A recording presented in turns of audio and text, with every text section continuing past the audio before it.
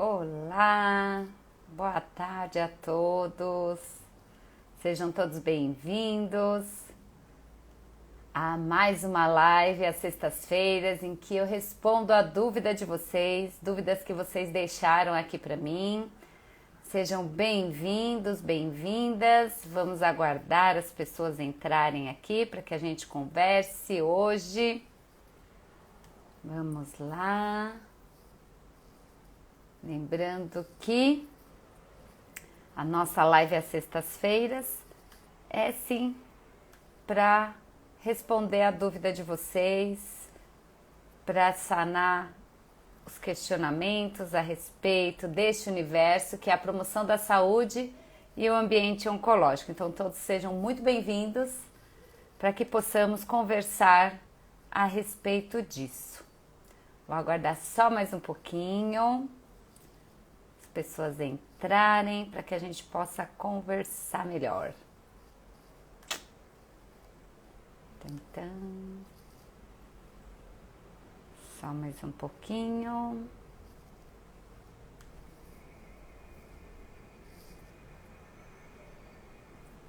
Só mais um pouquinho, deixa eu ver. Então vamos lá. Olá, sejam todos muito bem-vindos, ao meu canal.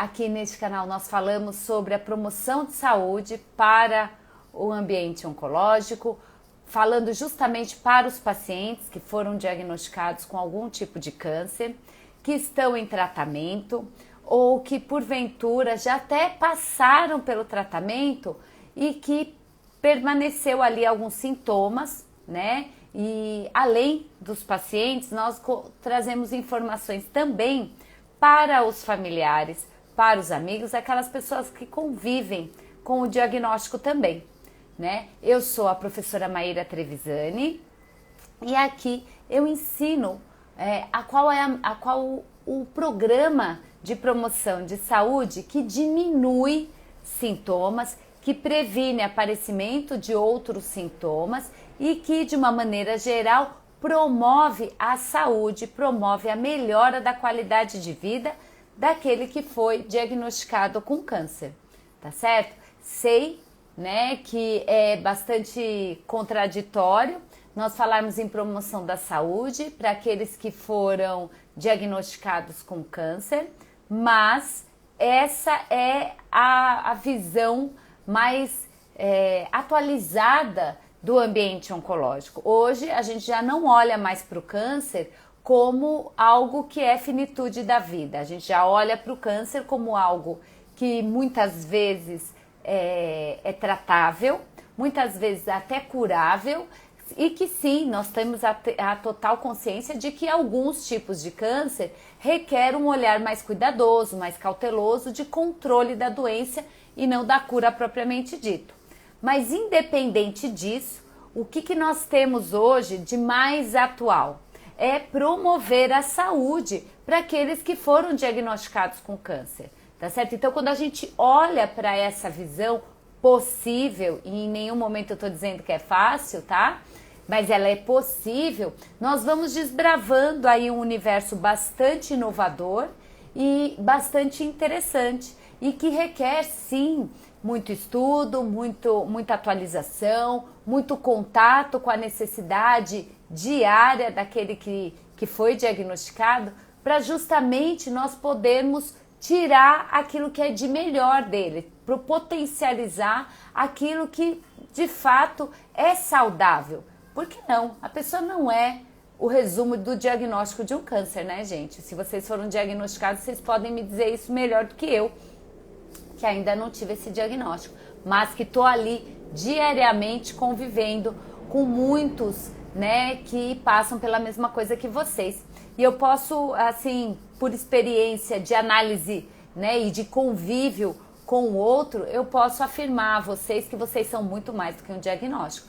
Isso a gente fala para o câncer como para qualquer outra doença, mas aqui, enfaticamente, nós falamos sobre o câncer, tudo bem? Então, hoje, às sextas-feiras, como de costume, às 18 horas, eu estou aqui para conversar com vocês a respeito das dúvidas que algumas pessoas acabam mandando para mim, ou via Instagram, ou via Facebook, ou até no YouTube, tá certo? E que essas dúvidas, eu acredito muito que não sejam dúvidas apenas de um ou outro, né? Como o câncer, ele impacta a vida de muitas pessoas, às vezes a gente não tem nem conhece a pessoa proximamente assim, né? Mas o fato de sabermos como ela está já causa um impacto na nossa vida. E a gente não pode ficar dizendo que a ignorância, né, nos visita nesse momento, já que temos um canal como esse para conversarmos sobre esse assunto. E de acordo com a epidemiologia aí, o que a ciência traz para nós sabemos, né, que as chances de ao longo da vida, muitos de nós, um número bastante expressivo das pessoas que vivem hoje de maneira, entre aspas, ditas como saudáveis, na fase do envelhecimento podem se desenvolver algum tipo de câncer. Então, hoje, muitos de nós podem não estar vivendo isso, graças a Deus, mas o que precisa saber sobre isso? Precisa saber que é possível prevenir e de maneira correta. Então, muitas dúvidas, né, às vezes partem dessas pessoas e outras dos próprios pacientes que, com certeza, como eu disse, todos somos impactados de uma maneira ou de outra, podem ter as mesmas dúvidas também. Então, aqui, às sextas-feiras, eu costumo trazer essas dúvidas, né, que eu seleciono, porque não dá para falar tudo numa live só, senão vocês vão ficar aqui comigo até sabe Deus que horas, né? Alguns pontos que eu acho que em comum a gente pode conversar. Combinado? Então, como eu disse a vocês, né? Meu nome eu sou a professora Maíra e eu sou mestre em promoção da saúde para pacientes oncológicos. Fala assim, mas como assim, Maíra, você é mestre em promoção da saúde para paciente oncológico? Pois bem, verdade. Estudei anos e anos com o paciente oncológico, estudando a doença, estudando aquilo que eu poderia fazer para ajudar, quais eram as necessidades reais, né, que vocês que são diagnosticados realmente apresentam, e a partir daí tive um título acadêmico que a gente chama de mestre, tá? Mas independente da titulação, eu busquei na prática atuar para de fato entregar algo que realmente vocês precisam. Então, como eu gosto muito de ouvir vocês, nada mais justo que eu ouvir a pergunta de vocês, tá certo? E se vocês que estão aqui me ouvindo tiver alguma dúvida, mande aqui, que aqui na nossa conversa a gente vai tentando esclarecer, tá certo? E por que eu acredito que esse momento seja tão importante, né? Seja tão uma grande oportunidade. E por isso que eu me empenho em estar aqui com vocês às sextas-feiras, pelo menos, né?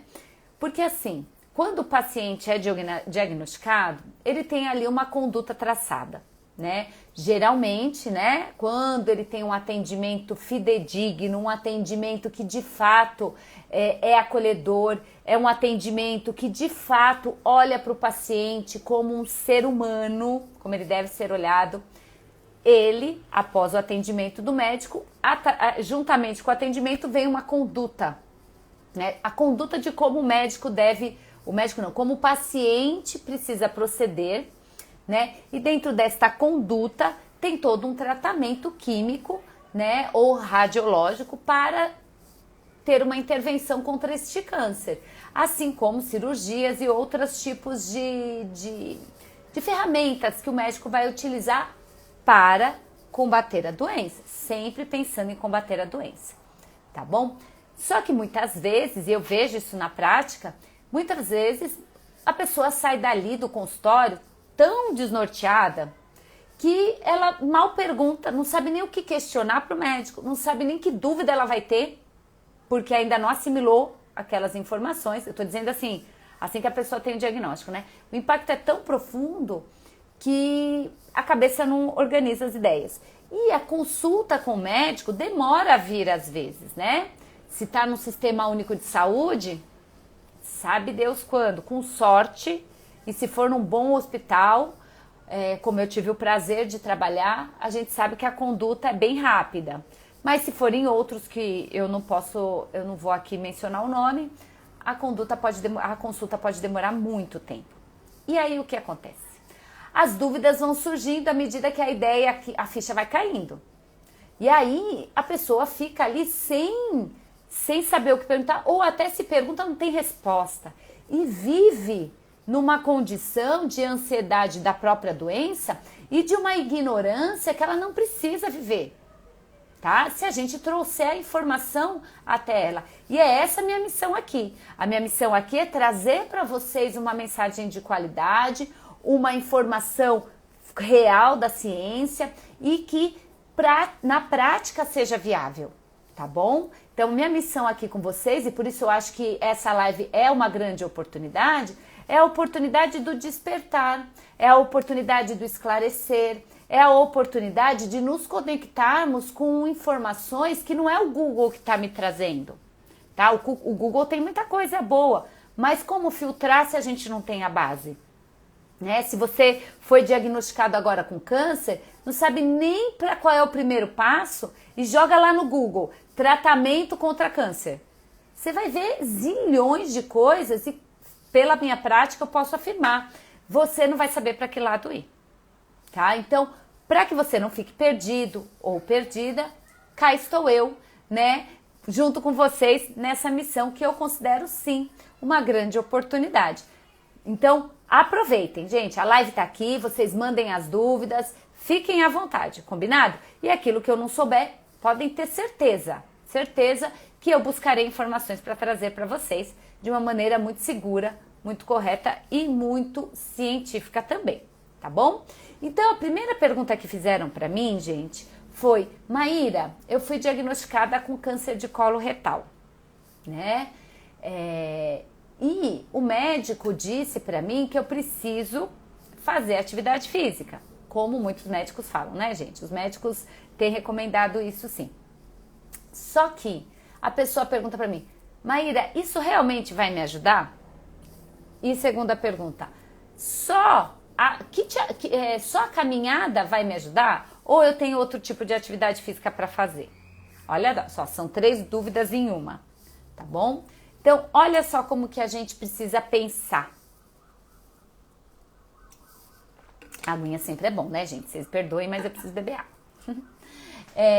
Olha só, diante do diagnóstico de câncer de colo retal, existem inúmeras condutas, tá? Eu precisaria saber exatamente qual a conduta que o médico vai adotar com você. Se vai ser uma cirurgia, se ele vai entrar primeiro com uma quimioterapia, ou se muitas vezes nem vai precisar de quimio, vai entrar ali com uma intervenção com radioterapia. Enfim, tá? A questão é, o problema está instalado. Então, o médico vai seguir a conduta. Então, o primeiro passo é, você confia nesse médico, tem segurança no que ele diz, está satisfeita com esse tipo de atendimento, fechou, você vai seguir os passos que ele te prescrever ali, tá? Lembro sempre vocês, gente, é muito importante colocar aqui. Tudo que eu converso com vocês aqui e todo o planejamento de um tratamento complementar, como o programa que eu desenvolvi e todos os conteúdos que eu trago para vocês, em nenhum momento tira a importância do seu médico responsável.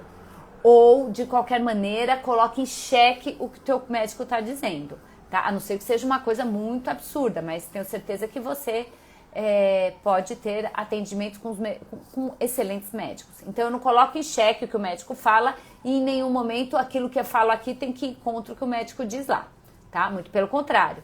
É somar forças. Eu tô aqui para atender vocês como tratamento complementar e não um substitui o outro. Não existe isso. Então, pois bem, você foi diagnosticado com câncer de colo retal e você vai seguir a conduta do médico, independente de qual seja, tá? Porque aí eu teria que fazer uma análise mais aprofundada.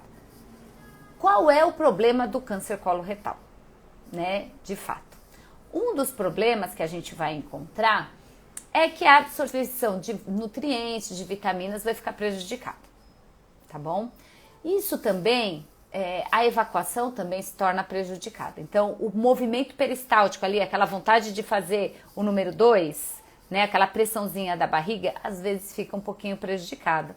E a gente sempre precisa observar se está saindo sangue nas fezes ou não, enfim, tem uma série de questões. Mas o que é importante a gente saber? Como o intestino que absorve os nutrientes, e ele está ali com um problema que é um câncer, E o que o câncer faz quando ele se instala em alguma região do nosso corpo? Ele é tão inteligente, essas células são tão inteligentes que elas assumem um papel ali que muitas vezes impede que aquele órgão ou aquele tecido exerçam a sua função de uma maneira mais adequada, tá? Eles impedem, a célula tumoral impede que isso aconteça, tá bom? E como eu disse, qual a função do intestino? Então ele vai absorver os nutrientes, ele vai mandar informação para o nosso cérebro liberar alguns hormônios, então vai ficar desregulado, além do desconforto, de toda a situação causada ali pelo câncer coloretal, tá bom? Então, primeira coisa que a gente precisa pensar, o médico recomendou a atividade física. Maíra, a atividade física é boa? Gente, a atividade física é ótima. E quando a gente fala em atividade física, a atividade física propriamente dita, por conceito, ela é qualquer atividade que você faça, qualquer movimentação que você faça e que exceda um gasto energético, que exceda o seu gasto energético basal, que é tecnicamente falando, ou seja, você gaste mais energia, tá? Então, qualquer coisa. Pode pensar o que você quiser pensar. Ah, vou fazer uma caminhada. Ah, eu levantei do sofá, fui até a cozinha. Ah, eu peguei uma vassoura para varrer, para passar um rodo, para passar um pano. Isso é atividade física. Por quê? É o seu corpo em movimento, tendo um gasto energético um pouquinho maior do que o basal. Então, o médico, ele fala para você, olha, faça a sua atividade física.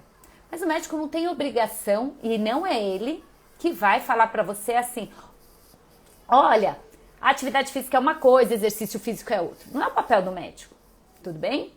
Mas ele pede para que você seja ativo ou ativa. Isso por quê?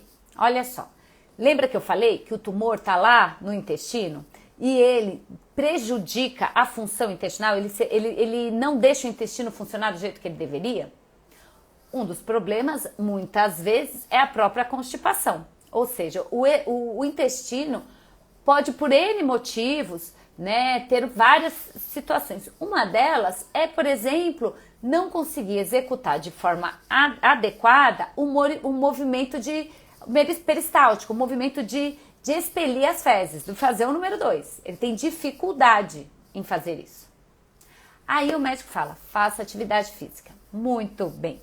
Aí a gente fala, tá, você pode fazer atividade física, você vai ter benefício em se movimentar? Com certeza. Tá bom? Os estudos falam que atividades de lazer, atividades que promovam aí qualquer movimentação conta, né? A Organização Mundial da Saúde fala para nós, qualquer movimento conta, tá? Não importa o tempo que você passe ali, não importa. O importante é você se movimentar. Vai ajudar? Vai, tá? Vai ajudar. Mas a recomendação ideal, né, que o médico está por trás da atividade física que o médico diz, faça um programa de exercícios físicos, tá? Mas esse programa de exercício físico não pode nem deve ser qualquer um. Porque eu gosto sempre de falar, né? O exercício, ele é considerado por alguns autores como um remédio. E como todo remédio, existe uma dose adequada para o seu momento atual. E o único profissional que pode prescrever essa dose de remédio chamada exercício físico é o profissional de educação física. Não existe outro. Ah, Maíra, mas o médico mandou eu sentar e levantar 3 vezes, 10 vezes. Ok, excelente. Mas não é o médico que deve prescrever seu programa de exercícios, combinado? Quem prescreve exercícios é o profissional de educação física. Tá? E aí, tendo isso estabelecido e muitas... Oi, Fê, boa noite, vou te ver. Muitas vezes, o que acontece? Ai, que fofa, atrasei, mas cheguei. Você é fofa, Fê. O médico, ele fala, assim, às vezes, algumas coisas, porque muitas vezes, e existem pouquíssimos profissionais de educação física que entendem da dose correta para o paciente oncológico. Tá bom? Então ele quer garantir que você esteja ativo. Então faça o que ele pedir, não vai te fazer mal. Mas o ideal, para você que me perguntou e que está vivendo o colo retal, é sim uma dose específica de exercícios para o seu caso, para a sua atuação, tá? Para o seu momento atual. E aí, o que eu quero dizer com isso? Olha só que importante. Existem inúmeros movimentos, tá? E aí eu não tô falando mais de atividade física, que é aquele negócio de você só se movimentar e gastar um pouquinho de energia. Eu tô falando de exercício bonitinho, organizado, pensado em você. Tem exercícios que te ajudam nesse movimento que o intestino está com dificuldade de fazer. Por quê? Porque nós estamos sob a gravidade, né? Por isso que a gente não flutua. Porque tem a gravidade que ela incide sobre nós, sobre o nosso corpo material aqui. Essa gravidade, associada ao movimento específico de alguns exercícios que promovem a contração abdominal, vai ajudar no movimento peristáltico, ou seja, o movimento que o teu intestino está deixando de fazer por causa do tumor, que é a expelir as fezes, por exemplo. Mandar o número 2 embora. E aí, qualquer exercício que faz isso? Vamos pensar juntos aqui. Se eu estou pensando na gravidade, que ela incide sobre mim, por isso eu não flutuo, eu ando, e ela vai fazer força também dentro dos meus órgãos, tá? Isso faz força, né? Meu corpo não blinda meu órgão. Os órgãos têm um lugarzinho certo ali, porque eles estão presinhos, né, gente? Eles não estão flutuando.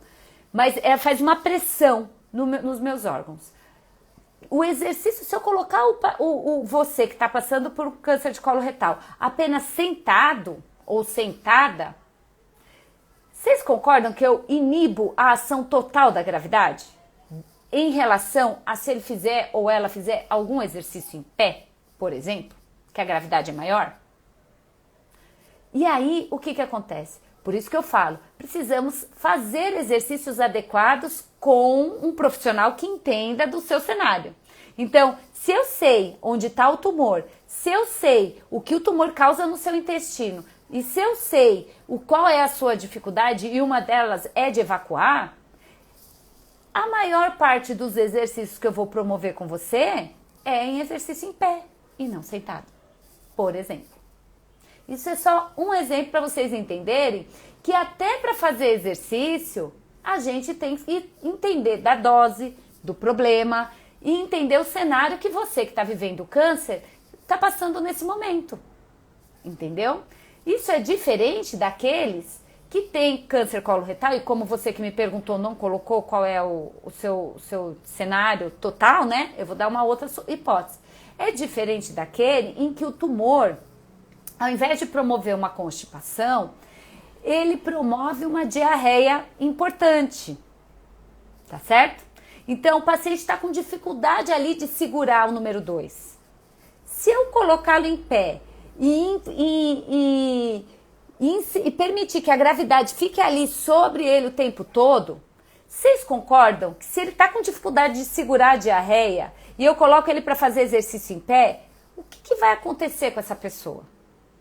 Ela não vai conseguir segurar, né, gente? Então, vocês percebem que precisa saber a dose? Isso é importante. Quer fazer atividade física? Faça o que você quiser. Mas quando a gente fala da recomendação ideal para o teu problema, para a tua situação atual, exercício físico com quem entenda do assunto é o caminho, é a dose certa para o remédio que você precisa. Tudo bem? Espero ter respondido sua pergunta. Combinado? O Binho, Fábio, seu maravilhoso, que saudade de você. Estudou comigo, gente, querido da vida. Ele falou aqui, fez uma pergunta. Uma pergunta, professora Maíra, sou eu. Quando vamos nos encontrar para matar a saudade de uma turma da faculdade? Saudades mil, amiga, acompanho você sempre. Orgulho de ser seu amigo de profissão e vida. Gente, ai, que saudade de você, Fá. Pensa numa pessoa querida. Gente, estudar com essa pessoa foi um presente que a vida me deu. Fábio, quando você quiser, amor, é só marcar. Tô aí sempre que possível, tá? E eu, sim, muito orgulho de ter você na minha vida e de saber que que nós somos parceiros de profissão também. Beijo. Fecha parênteses, gente. Ai, é muito emocionante ter pessoas queridas com a gente, né? Minha amiga Luana tá aqui também. Não sei se ela já foi embora, mas ela passou por aqui. Amigos que a educação física e o câncer me deram. Isso é muito importante. Certo? Espero ter respondido. Se vocês tiverem alguma dúvida sobre isso, sobre qualquer outra questão, manda aqui, tá, gente? Pelo amor de Deus. Não vamos sair daqui com essa live com dúvida, não. E se eu não souber, vou aprender e trago informações para vocês. Pois bem, vamos para segunda pergunta, e que eu achei muito interessante porque veio de uma pessoa que vive com o paciente oncológico. Olha só. Então a pessoa falou assim: Maíra, como que eu tô lendo aqui, tá, gente?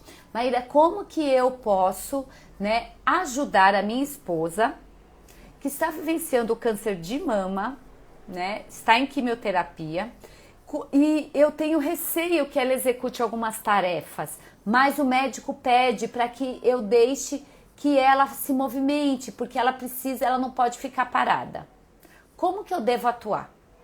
Olha só, gente, ao longo desses anos todos que eu venho estudando câncer e trabalhando com essas pessoas, eu sempre tive muita empatia, assim, um olhar muito observador, vamos colocar primeiro observador, para com o familiar do paciente. Por quê? Como eu gosto sempre de dizer para vocês, o câncer, quando ele entra, né, quando ele vem numa visita à nossa vida, né, seja por nós ou por um familiar, ele impacta todo mundo, né? Não é assim como se fosse, por exemplo, a pessoa tá aí gripada, e aí vai durar o ciclo ali de uns 6, 7 dias e vai passar. Não. Vem acometido de inseguranças, de incertezas, de frustrações, de medos, de angústia, que não é só do paciente. E às vezes nem é o paciente que está vivendo isso, mas a família também é impactada psicologicamente, socialmente e também fisicamente. Por que fisicamente, Maíra? Primeiro, porque começa a ter insônia, vai repercutir na saúde, não tem jeito. Vai parar de querer fazer um monte de coisa para ficar lá full time, o tempo todo só com o paciente, ou seja, vai prejudicar a sua saúde física, porque às vezes ela tinha um comportamento mais ativo, deixa de ficar ativo porque tem que ficar ali, acha que tem que ficar pagiando o paciente oncológico, e não necessariamente, tá bom? Então, o meu olhar para com o familiar é um olhar, assim, de muito respeito e de muito acolhimento. Por quê? Porque o paciente, ele está vivenciando o problema e ele está imerso ao problema. Então, ele, apesar de estar muito desafiador, tá? O diagnóstico de câncer, ele é desafiador só pelo fato dele existir, o tratamento também traz inúmeros desafios.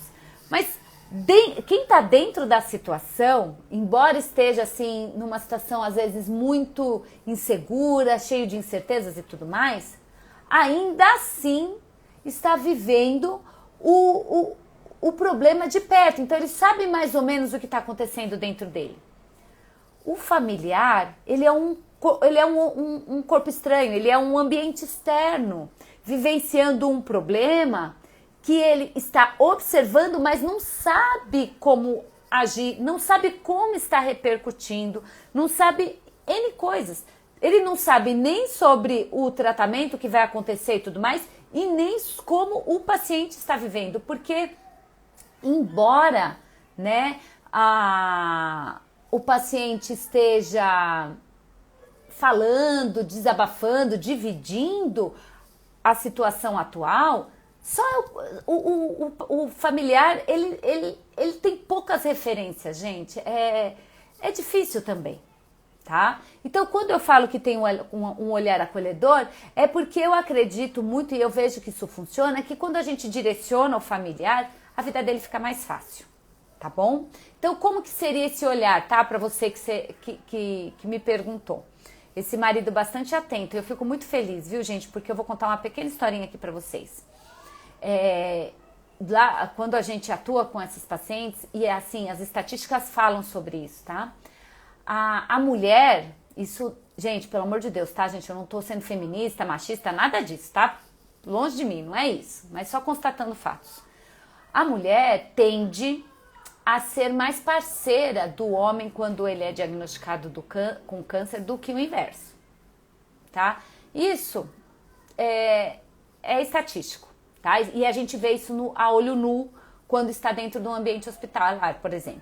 Então, as mulheres, geralmente, elas estão mais, você observa, elas estão mais sozinhas nos tratamentos do que os homens, né? Então, existe essa realidade científica e na prática. Então, esse marido que está com esse olhar atento, eu acho assim, muito legal, parabéns. Espero que outros homens se inspirem em você. Pois bem, o que a gente tem que fazer? Primeira coisa, gente, o familiar, né, ele precisa de ajuda, de apoio e, sim, muitas vezes, de apoio terapêutico. Então, às vezes, um psicólogo pode te ajudar muito, tá?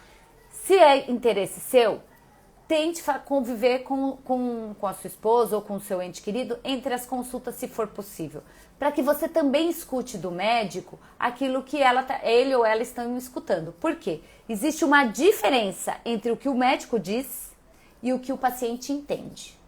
Vou repetir. Existe uma diferença entre o que o médico diz e aquilo que o paciente de fato entende. E a gente sabe que quando a gente está numa carga enorme de emoção, de estresse e tudo mais, pode ser que a compreensão, o nosso cognitivo fique abalado. Isso todos nós, né, gente? Pelo amor de Deus, minha mãe dizia sempre isso. Maíra, tiver nervosa, não abra a boca para não causar problemas. Mamãe diz isso. Acho que minha mãe tá certa nesse sentido, tá bom? Então, o que eu quero falar para vocês? Esteve junto, ouviu atentamente e esse médico disse, olha, deixe que ela se movimente. Gente, essa é a recomendação de fato. Porque às vezes você quer super proteger o seu ente querido, você quer super inibir que ele vivencie certas experiências que podem ali colocá-lo em risco. Só que é isso que os desprotegem. Podem acreditar em mim. Você querer proteger demais o seu ente querido faz com que você o desproteja. Por quê?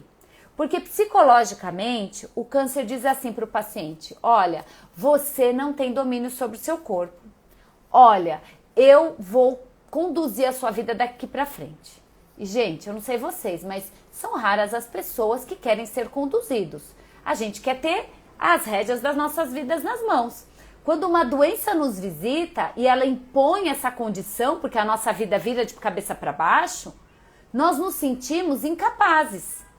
E quando vem alguém e faz tudo por você, faz tudo pelo paciente, né? No teu caso que você é marido, se você fizer tudo pela sua esposa, a leitura que ela faz num primeiro momento pode ser, que bom, ele está me protegendo. Mas num outro momento, e eu vejo isso de muitos pacientes, tanto homem quanto mulher, num outro momento, a leitura poxa, ele está fazendo isso porque ele acha que eu sou incapaz? Ué, será que ele acha que eu vou morrer? Ai, será que ele acha isso? Será que ela acha aquilo? A incerteza domina. Ao passo que você, familiar, se enche de coragem e fala assim, deixa que ela execute as funções ali dentro de um padrão de segurança, né? Recomendado. Você permite que a pessoa seja quem ela é, porque a nossa luta quanto ao tratamento complementar, só para vocês entenderem, você que podem ser familiares, a luta do tratamento complementar é para que o paciente não seja doente. Entende isso? Porque quando você pensa em doença, você fala assim, a pessoa vai ficar ali prostrada. A ideia é que ficar parado, ficar incapacitado, deixar de fazer pelo menos as suas atividades físicas, isso é adoecer e não propriamente o câncer. Porque você pode ser saudável mesmo no diagnóstico de câncer, se você mantiver a sua atividade diária, a sua rotina, a sua necessidade de execução, de construção, de sonhar. Isso promove dentro do ambiente ali orgânico e psíquico do paciente, como o Dan está falando aqui, a autonomia. A autonomia, gente, é a cura. Por exemplo, para aqueles que estão entrando em processo depressivo. Entendeu? E o câncer é diretamente associado com esse processo também. Então, você que é familiar, acredite, acredite que a pessoa só está com o diagnóstico, ela não é o câncer. O familiar também precisa entender isso. Entender que sim, o câncer visitou a família de vocês, mas ele pode sim ser uma visita que não traga doença. Porque a doença está muito mais associada... Gente, eu não estou desmerecendo o câncer, tá? Pelo amor de Deus, é uma doença gravíssima.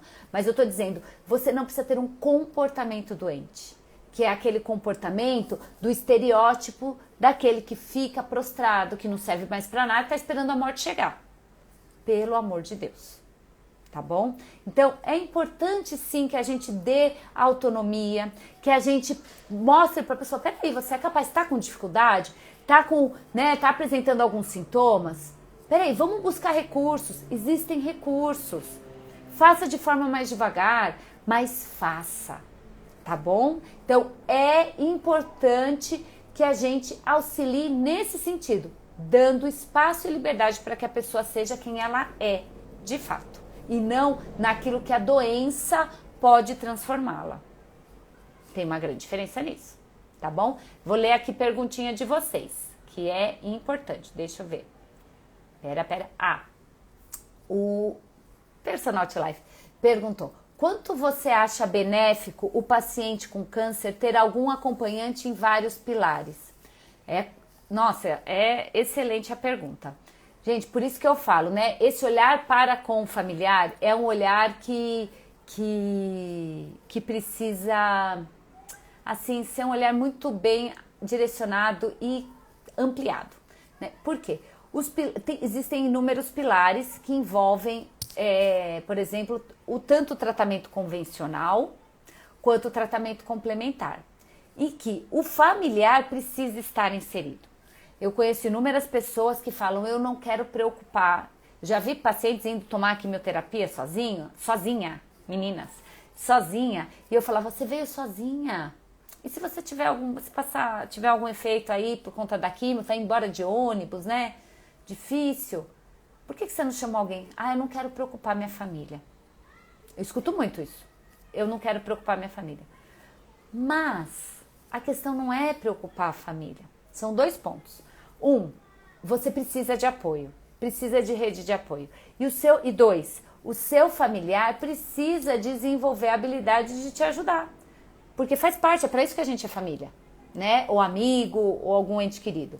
É para isso que existe. Então, a gente precisa ter esses contrapontos. Por que também? Por exemplo, no tratamento convencional, o que é importante o familiar saber? Saber, por exemplo, quais efeitos adversos esperados.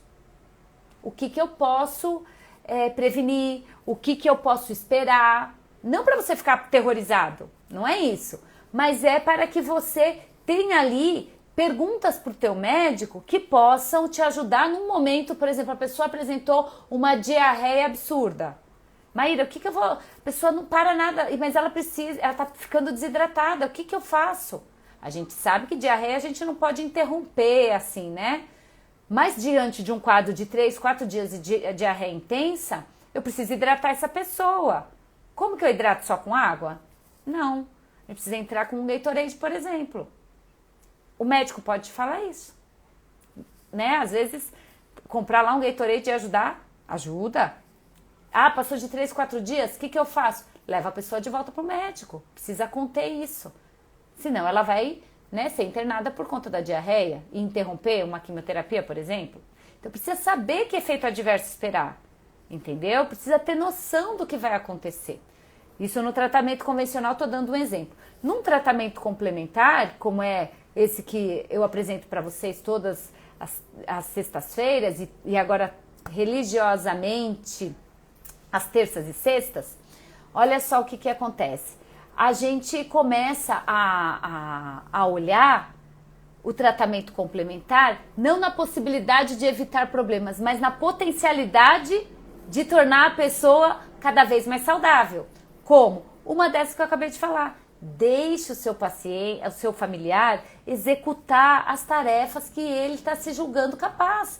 Auxilie, mas não inviabilize essa situação. Permita, acredite, incentive para que ele se torne cada vez mais independente. Porque o diagnóstico, o câncer uma hora vai ter o seu fim, o tratamento uma hora vai cessar e a vida vai continuar. Em alguns casos, né, você pode falar, mas em alguns casos o câncer é grave, tudo bem. Há casos e casos, tudo bem? Mas o importante é que a gente comece a preparar essa pessoa para o pós-câncer, porque é a vida pós-câncer. E mesmo que o caso seja grave, que tem que ser só controle de doença, tá? Porque existe isso. Qual é a importância? É que a gente tenha a vida apesar do diagnóstico, tá? E é dando autonomia. Isso é um dos caminhos. Autonomia. Então, sim, como é importante o familiar nesses pilares, tá? Espero ter respondido essa pergunta. Vamos ver. A teimosia ajuda nesses momentos, né? A teimosia ajuda, né? Às vezes o paciente fica batendo o pé, não sei se é disso que você está falando, né, Dan? Mas eu espero que sim. O paciente bater o pé e fala, não, eu vou fazer, não, eu quero fazer, eu preciso, não.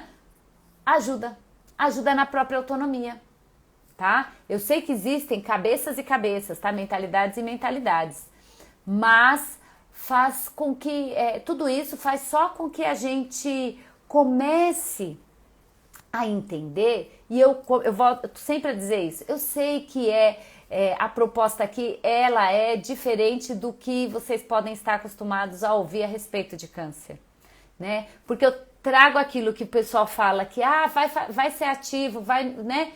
E mostro para vocês como pode ser feito na prática. É inovador, porque o câncer até anos atrás era algo tão incapacitante que o paciente era afastado e falado, acabou, não tem mais jeito, não pode fazer mais nada. E hoje o cenário é completamente diferente. Quanto mais ativo a pessoa for, melhor para ela. Mais chances de cura, mais chances de não ter um retorno desse tumor, ou seja, uma recidiva de tumor. Então, a proposta aqui é que a gente divulgue essas informações e empodere o paciente e o seu familiar para que sim, tenha vida, apesar do diagnóstico. Tudo bem, gente? Eu queria responder essas duas perguntas hoje para vocês, que eu achei bem interessante, tanto do paciente quanto esse olhar do familiar cuidadoso, zeloso, e uma quebra aí, eu acredito que uma quebra de paradigmas diante daquilo que a gente está acostumado a ouvir desde muito tempo. Porque sim, temos outros recursos hoje, né?